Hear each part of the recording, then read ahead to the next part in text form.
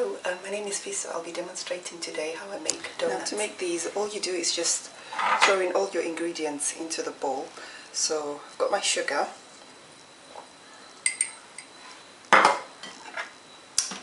.60 grams of butter,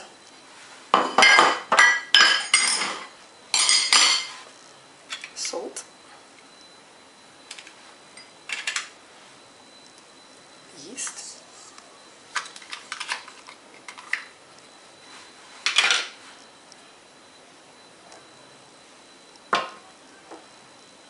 egg yolks, I've got 3,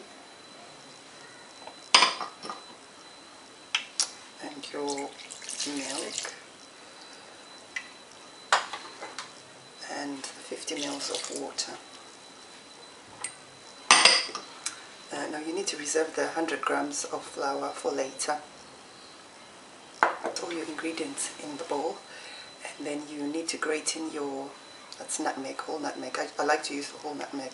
You only need about 1/8 of a teaspoon, so not much, because nutmeg can be overpowering.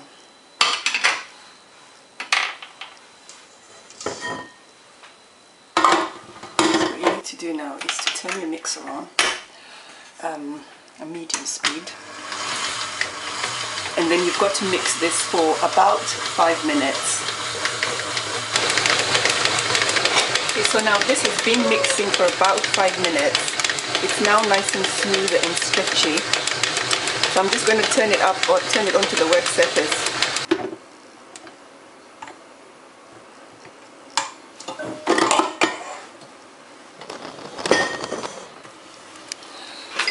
Pour your remaining flour onto the surface.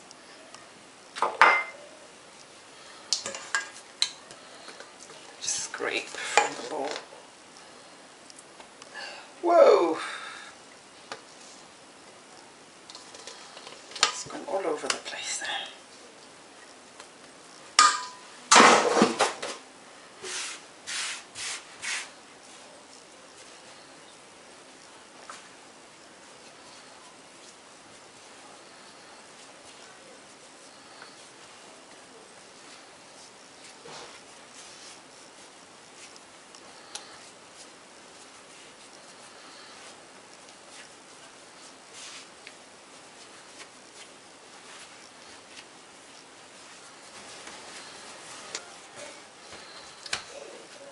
So that's it. That's your dough. So all you just need to do now is to place it into a bowl.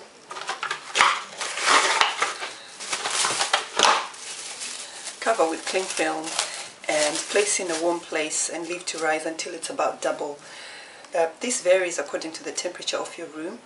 So if you've got a warm room, it's going to be much faster. If your room is cold, it's going to be quite slow. So we're back and our dough has risen significantly. So for the second part of this, you will need a circle cutter. If you haven't got one, you could use a water glass or something like that. And to cut out the middles, I'm going to use this piping nozzle.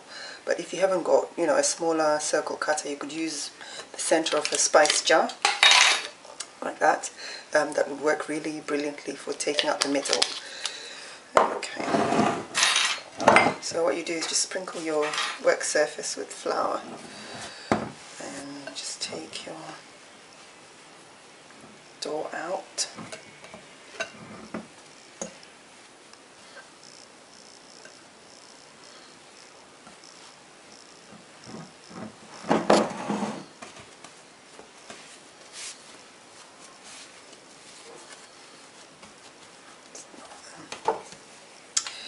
Just roll this out to about 1.5 centimeters thick.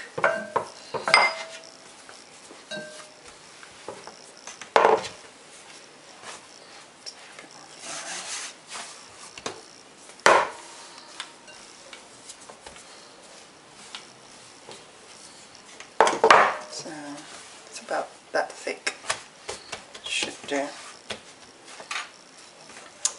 And then what you do is you just cut out your circle. I just tend to cut many at one time.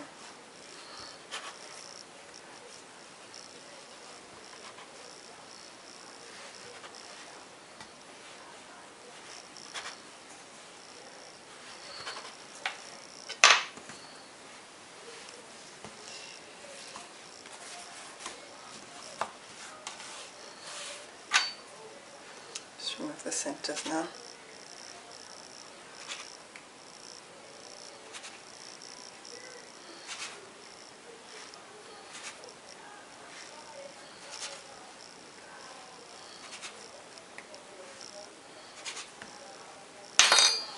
And what you do is I've got a baking tray already prepared. I've just lined it with muslin cloth, clean muslin cloth. You can use a tea towel, that works just as well.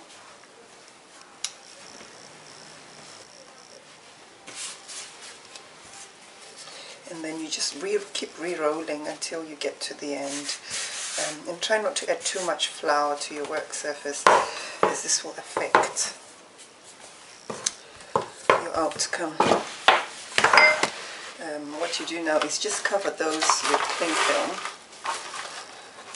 and leave them to rise again. This time you don't want them to rise too much, otherwise you'll have problems lifting them up. They will lose shape and things like that.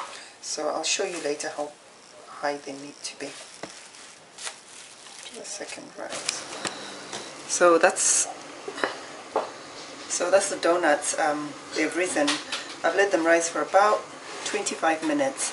Like I said before, you don't want them to rise too much. The way to test that they've risen enough is when you press them, they should spring back, and this is just about right. They will blow up further when you start frying them. So I'm just heating the oil now, ready to fry.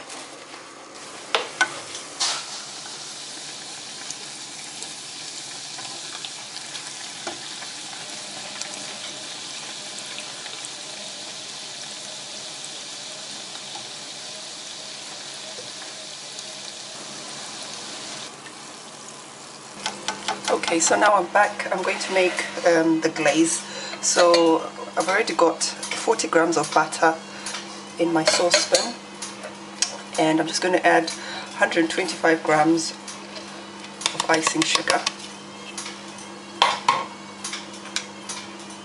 half a teaspoon of vanilla extract,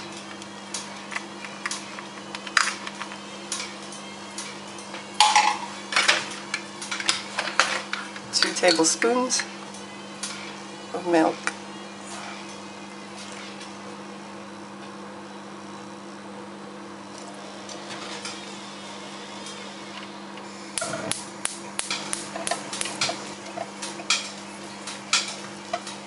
so just melt those together. And you can double this recipe because it's not enough to glaze all the donuts. But my boys like melted chocolate over theirs, and occasionally I put buttercream on the others, so this is enough for about 10. So that's melted beautifully there. I'll just start glazing them.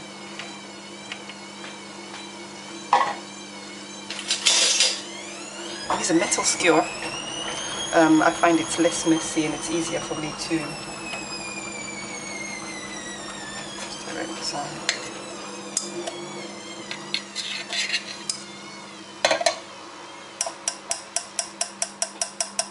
If you haven't got a skewer, you can use a fork or a spoon, whatever's easiest for you. So there you have it. I've glazed about 9 donuts and there's 6 left over there. I'm going to put buttercream on those